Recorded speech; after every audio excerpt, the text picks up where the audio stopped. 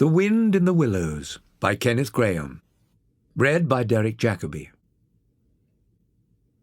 The mole had been working very hard all morning, spring cleaning his little home, first with brooms, then with dusters, then with a brush and a pail of whitewash, till he had dust in his eyes, splashes of whitewash all over his black fur, an aching back and weary arms. It was small wonder that he suddenly flung down his brush, said, "Bother!"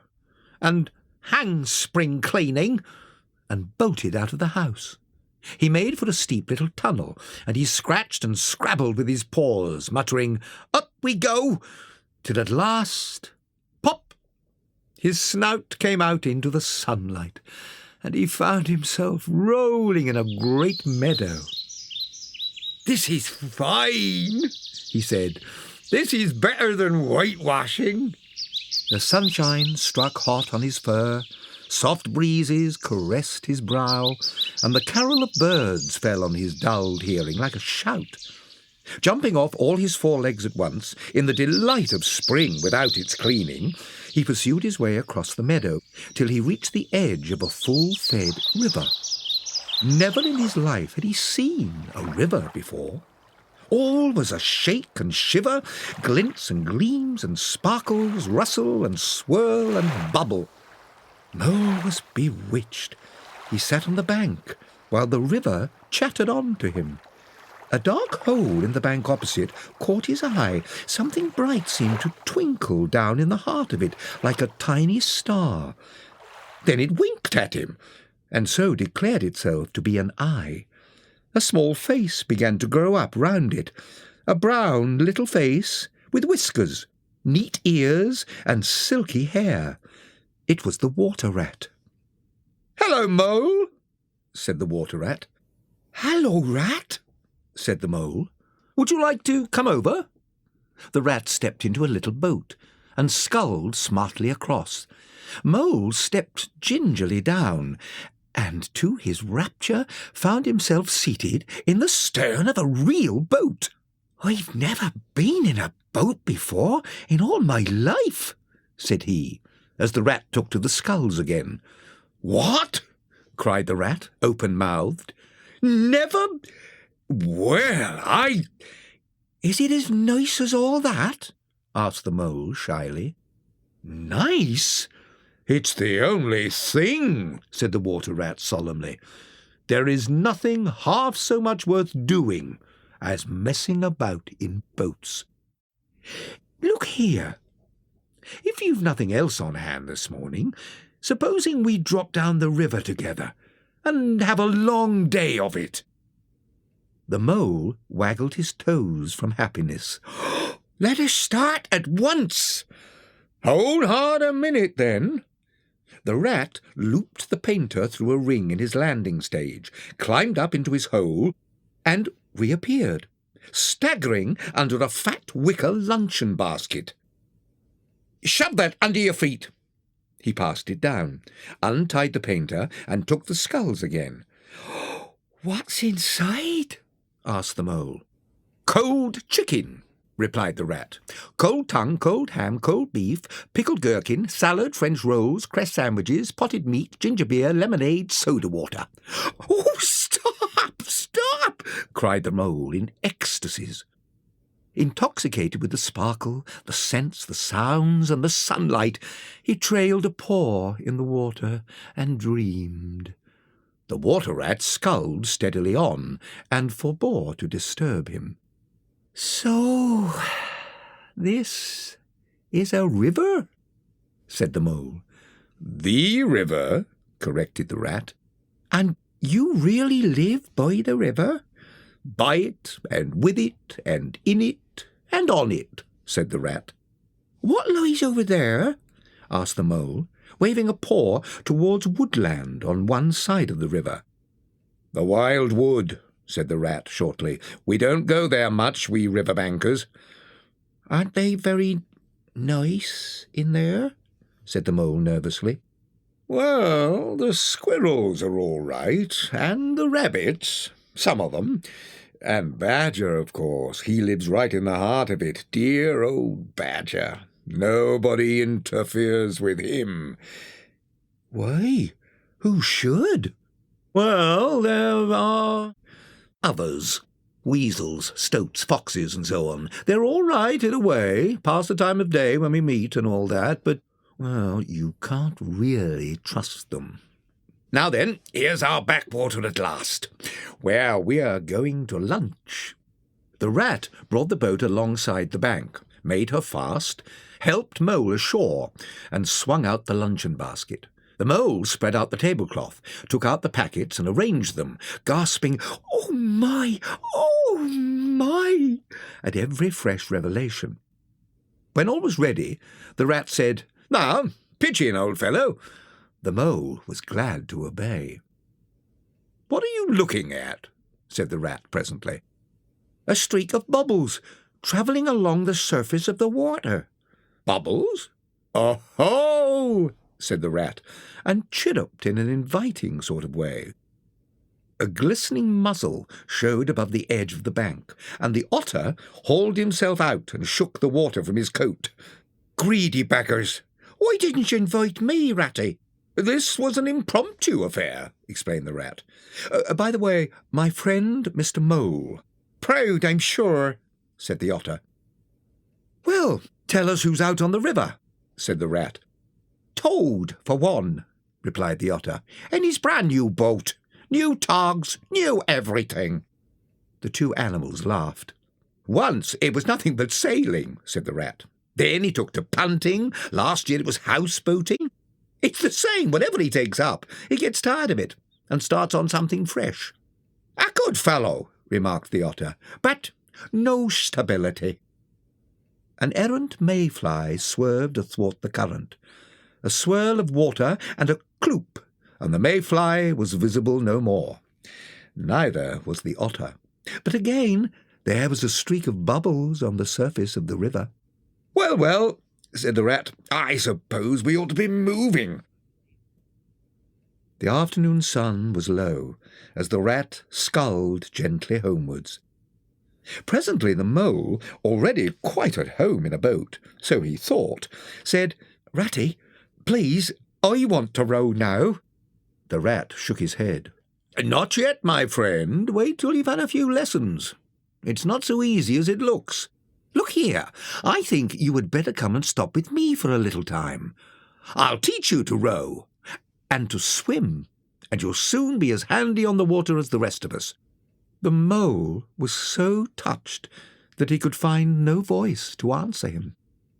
When they got home, the rat made a bright fire in the parlour and planted the Mole in an armchair in front of it, and told him river stories till supper-time. Supper was a most cheerful meal. Shortly afterwards, a sleepy Mole was escorted by his host to the best bedroom, where he laid his head on his pillow in great peace and contentment, his new-found friend, the river, lapping the sill of his window. "Ratty," said Mole one bright summer morning, "won't you take me to call on Mr. Toad? I've heard so much about him." "Certainly," said the good-natured rat. "Get the boat out and we'll paddle up there at once. It's never the wrong time to call on Toad. He's always glad to see you." "He must be a very nice animal," observed the Mole, as he got into the boat. "He is, indeed," replied Rat. "Simple, good-natured, and affectionate. Perhaps he's not very clever, and it may be that he's boastful and conceited, but he's got some great qualities, has Toady." Rounding a bend in the river, they came in sight of a handsome house of mellowed brick, with well-kept lawns reaching down to the water's edge. "Toad Hall," said Rat. "One of the nicest houses in these parts." They glided up a creek and passed into the shadow of a large boathouse. They disembarked and strolled across the lawns in search of Toad, whom they happened upon resting in a wicker garden chair, a map on his knees. "Hooray!" he cried, jumping up on seeing them, never waiting for an introduction to Mole. "You don't know how lucky it is you're turning up just now. Come with me, dear Ratty, and your friend, and you shall see what you shall see." He led the way to the stable-yard, and there they saw a gypsy caravan, painted a canary yellow. "There!" cried the Toad. "There's real life for you! The open road, travel, interest, excitement! Come inside and look at the arrangements." The Mole followed him eagerly up the steps. The Rat snorted and remained where he was. It was indeed very compact and comfortable. Sleeping bunks, a cooking stove, lockers, bookshelves, pots, pans, and kettles. "All complete," said the Toad, as they descended the steps again. "You'll find that nothing's been forgotten when we make our start this afternoon." "I beg your pardon," said the Rat. "Did you say we, and start, and this afternoon?" "No, dear Ratty," said Toad imploringly. "You've got to come. I can't possibly manage without you. Oh, come and have some lunch and we'll talk it over." During luncheon, the Toad painted the prospects of the trip and the joys of the open life in such glowing colours that the Mole could hardly sit in his chair for excitement. The Rat allowed his good nature to override his personal objections.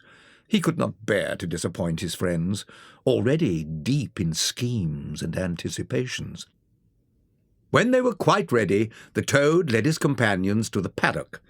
The old grey horse was caught and harnessed, and they set off. It was a golden afternoon. The smell of the dust they kicked up was rich and satisfying. Birds whistled cheerily. Wayfarers stopped to say nice things about their beautiful cart.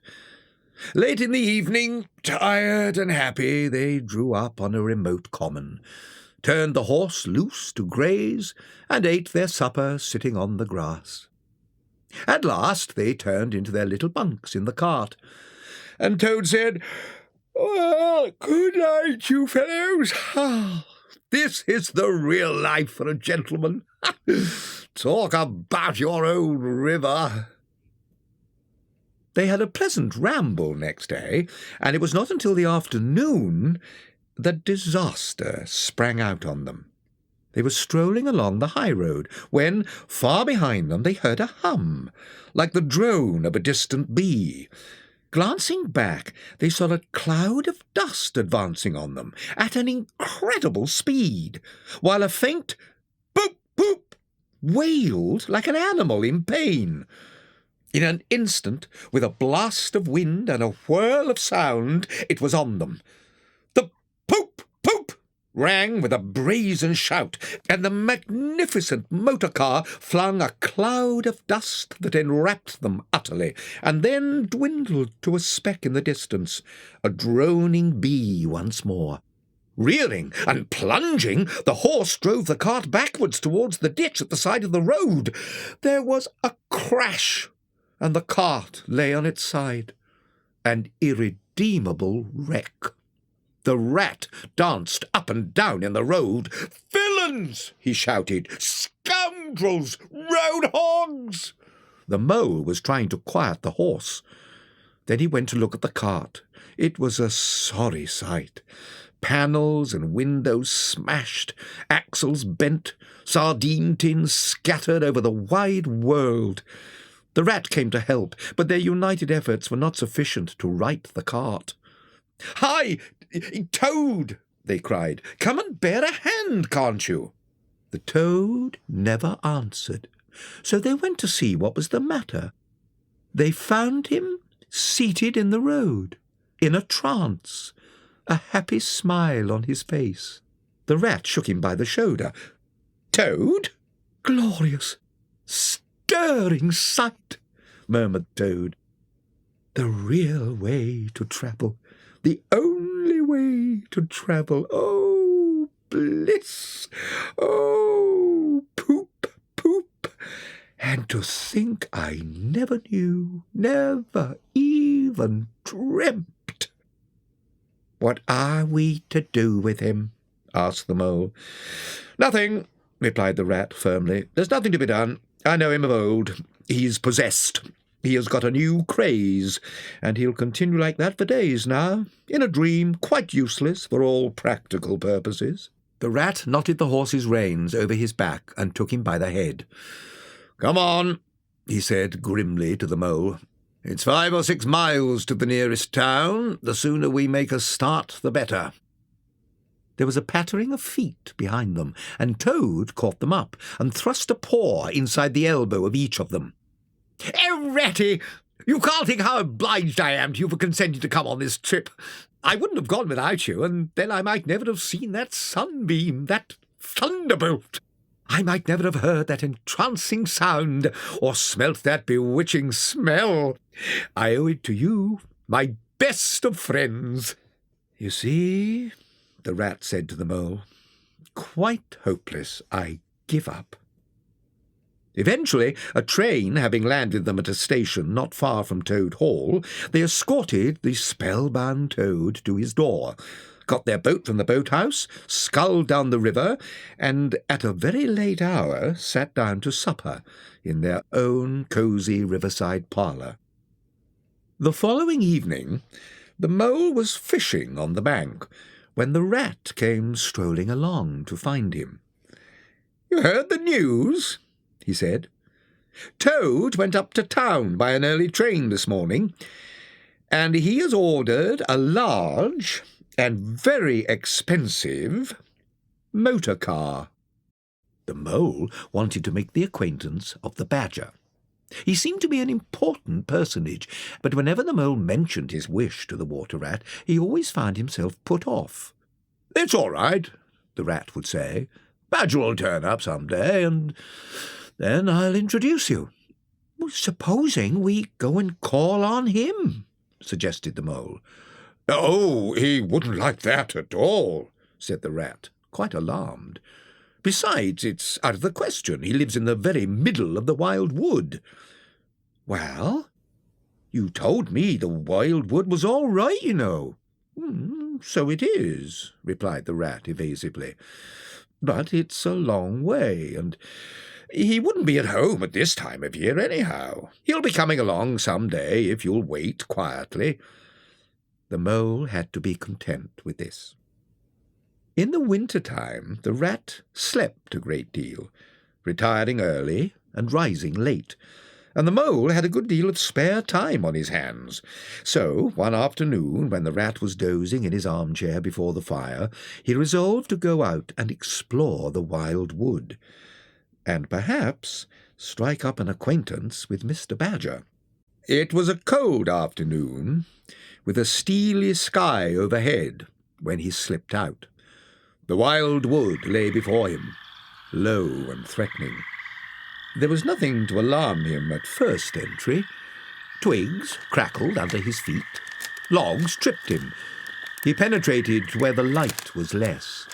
Trees crouched nearer and nearer, and holes made ugly mouths at him on either side. Everything was very still. The dusk advanced rapidly, gathering behind and before. Over his shoulder, he thought he saw an evil little face looking out at him from a hole. When he turned, the thing had vanished. He quickened his pace, past another hole, and a narrow face with hard eyes flashed up for an instant, and was gone. Suddenly, every hole, far and near, seemed to possess its face, all fixing on him glances of malice and hatred. Then the whistling began, faint and shrill, and far behind him. Then it sounded far ahead of him. It broke out on either side and seemed to be passed on throughout the whole length of the wood. And the pattering began, the pat, pat, pat of little feet. Was it in front or behind? It grew and multiplied, till from every quarter it seemed to be closing in on him. The whole wood seemed running now, hunting, chasing, closing in. In panic, Mole began to run too. At last he took refuge in the deep hollow of a beech tree, and as he lay there, panting and trembling and listening to the whistlings and patterings outside, he knew in all its fullness that dread thing which the rat had tried to shield him from, the terror of the wild wood. Meantime, the rat dozed by his fireside. A coal slipped, and he woke with a start, and looked round for the mole, but the mole was not there. He called, "Moley!" several times, and receiving no answer, got up and went out into the hall. The mole's cap was missing from its peg.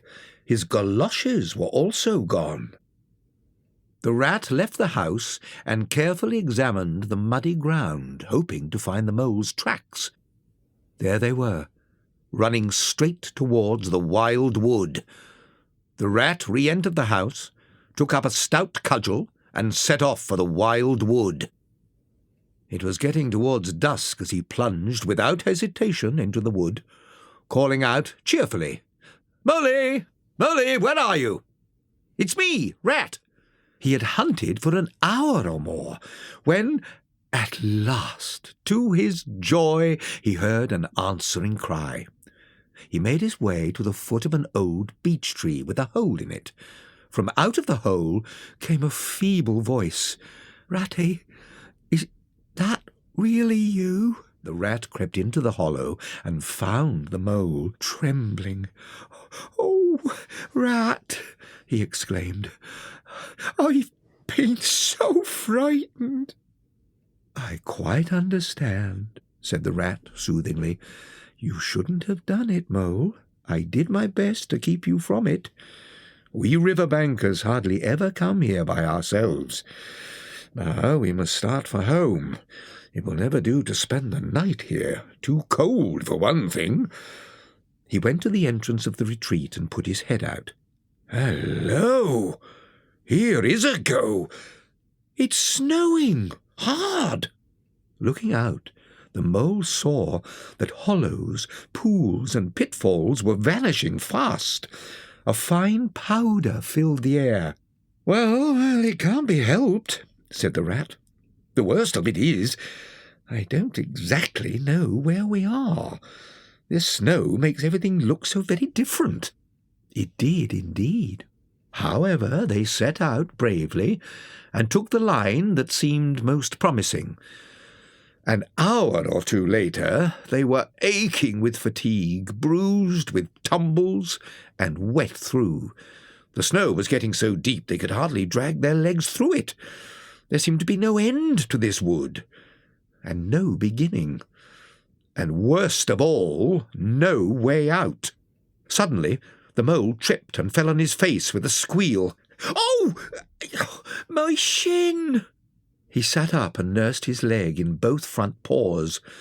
"Oh, poor old mole," said the rat kindly. "Let's have a look. Oh, yes, you've cut your shin, sure enough." "I must have tripped over a stump," said the mole miserably. "It's a very clean cut," said the rat, examining it. "Looks as if it was made by a sharp metal edge. Funny." He pondered, and then began scraping busily in the snow. Suddenly the rat cried, "Hooray!" and fell to executing a jig. "Come and see." The mole hobbled up and had a look. "A door scraper? Why dance jigs round a door scraper?" The rat set to work again, and after further toil, a shabby doormat lay exposed to view. "There!" exclaimed the rat in triumph.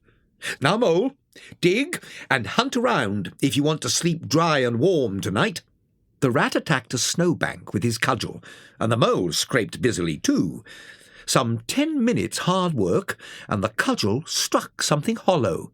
He called the mole to come and help him, and the two animals worked busily, till, at last, in full view, stood a little door. An iron bell-pull hung by the side, and below, on a brass plate, they could read, "Mr. Badger." The mole sprang up at the bell-pull and swung there, both feet off the ground. From a long way off, they could hear a deep-toned bell respond. At last they heard slow, shuffling footsteps approaching. a bolt shot back, and the door opened enough to show a long snout and a pair of sleepy eyes. "Who is it?" said a gruff voice. "Disturbing people on such a night." "Oh, Badger!" cried the rat. "Let us in, please. It's me, Rat, and my friend Mole. We've lost our way in the snow." "Ratty!" exclaimed the Badger in quite a different voice. "Come along in, both of you. You must be perished. The wild wood at this time of night." The two animals tumbled over each other in their eagerness to get inside. The Badger looked kindly down on them and patted their heads. "Come into the kitchen. There's a first-rate fire and supper and everything." They followed him down a long passage. The Badger flung open a door, and they found themselves in the glow and warmth of a large kitchen. The Badger thrust them down on a settle to toast themselves at the fire, fetched them dressing gowns and slippers, bathed the mole's shin, and mended the cut with sticking plaster. When they were thoroughly toasted, the Badger summoned them to the table, where he had been laying a repast. The Badger sat in his armchair and nodded as the animals told their story, and he did not seem surprised or shocked at anything. The Mole began to feel very friendly toward him. When supper was finished at last, they gathered round the embers of the fire, and the Badger said heartily, "Now then, tell us the news from your part of the world. How's old Toad going on?" "Oh, from bad to worse," said the Rat gravely. "Another smash-up last week." "How many has he had?" inquired the Badger gloomily. "This is the 7th. "He's been in hospital 3 times, put in the Mole. "And as for the fines he's had to pay, it's awful to think of." "He's a hopelessly bad driver, regardless of law and order," continued the Rat. "Badger, we are his friends. Oughtn't we to do something?" The Badger thought hard. "Now, look here," he said at last. "You know I can't do anything now." His two friends assented. No animal is ever expected to do anything heroic during the off-season of winter. "But once the year has turned and the nights are shorter and one's wanting to be up and doing by sunrise, well, then we'll take the Toad seriously in hand. We'll bring him back to reason, by force if need be. We'll make him a sensible Toad. We'll—" "You're asleep, Rat." "Not me," said the Rat, waking up with a jerk. "He's been asleep 3 times since supper," laughed the Mole. "Well, it's time we were all in bed. Come along, and I'll show you to your quarters, and take your time tomorrow morning. Breakfast at any hour you please." The two tired animals came down to breakfast very late next morning. The Rat was anxious to be off, so the Badger, taking up his lantern, led the way along a damp tunnel that wound for miles. At last, daylight began to show through the tangled growth overhanging the mouth of the passage. The Badger, bidding them a hasty good-bye, pushed them through the opening and retreated. They found themselves on the very edge of the wild wood, and made swiftly for home.